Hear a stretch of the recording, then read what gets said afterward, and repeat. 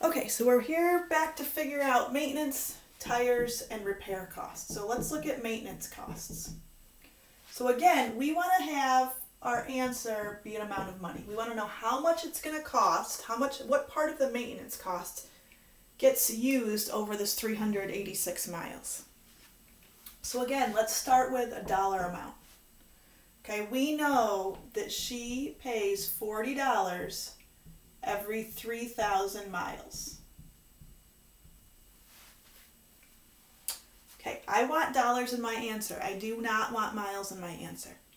So think about what piece of information we know that has miles that we can put up here. And also, we don't want to introduce a new unit because we don't have any other units in here. We can help it. Well, she's traveling 386 miles. And that's just going to be over 1. Those will cancel out again. Okay. Another way to think about this, if you kind of think about how this is working together, you might also think, without using dimensional analysis, but it's 386 miles out of the 3,000. That's the total amount. That's like a fraction. What fraction of that? So if that's a fraction, we want that fraction of $40. That's going to tell us how much we used during this little trip. When we multiply across the top and the bottom, the top we would get 386 times 40, which is 15,440 over 3,000. This is going to give us a total of $5.15. Okay. Now, tires and repair are going to be set up very much the same way.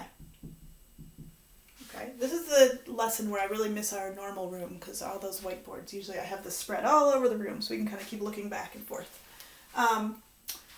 So let's look at the maintenance cost, right? We have the cost per some amount of miles times the number of miles we drove. Well, when I look at tires, it's the same setup, right? Here's my cost for some number of miles. Here's how many miles she's driving. Same with repair. So again, go ahead and pause the video and try to set up your tires and your repair. It's going to be very similar. We're just going to pull out the part we don't need for maintenance, plug in the information for the tires. Okay, so go ahead and pause that. See what you can do with tires and repair.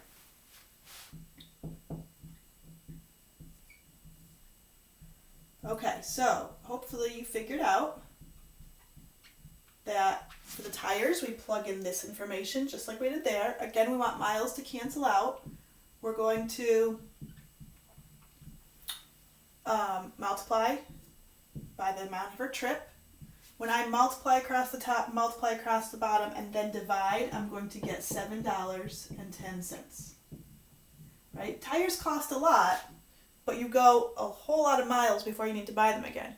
So this 386 is just a small portion of that. And then repair, same idea. $328 for every 15,000 miles. And she's only going 386 miles. Cross out the miles, multiply across the top, multiply across the bottom.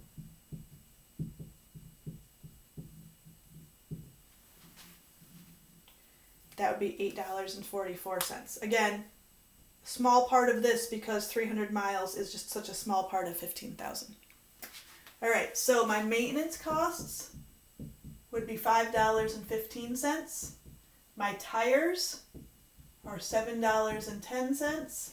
And my repair portion is $8.44. All right, so the total of this is going to be $82.10. Okay, now I said in the beginning of the lesson that she can, when she travels for work, her work will reimburse her a certain amount, which is what happens. So the IRS sets an amount. I think they said for this year it was 56 cents per mile. So she tells her employer, okay, I had to travel 386 miles for this job you sent me on. And in this case, her employer chooses to say, all right, I'm going to reimburse you 56 cents per mile. So So you figure out 56 cents times 386. We're going to actually figure this out next part of the lesson. That amount is what she's getting paid back. Okay. The employer is not saying she has to take her own car, she has to rent a car, whatever. It's just the employer is saying, here's how much I'm going to pay you back. So she can choose to use her own car. It obviously costs a lot less. She could say, you know what, my car's not great. I want to have a more reliable car. I'm going to rent a car. She'll just have to pay a little more out of pocket, right? Or they won't pay as much of it. She could fly to her meeting. It would cost her $600. She's not going to get reimbursed anymore, right? So her employer doesn't care how she's getting there. The cost here is based on she's getting a certain amount from her work. How much else does she want to pay? Or maybe that what they're paying is going to cost, pay her back more than this, and she makes a little profit.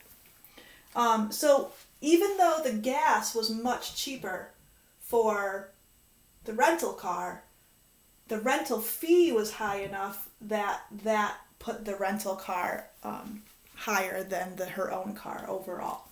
Now, it can depend on how much you drive also. If you drove a lot of miles, the gas would go up, but this rental fee wouldn't go up. Whereas the more miles you drive, all of these are going to go up. And that, again, is part of what we're going to do in the next section of this lesson. All right, so this is the end of part 1 of lesson 3.2. Next video I will do is going to be part 2 of lesson 3.2.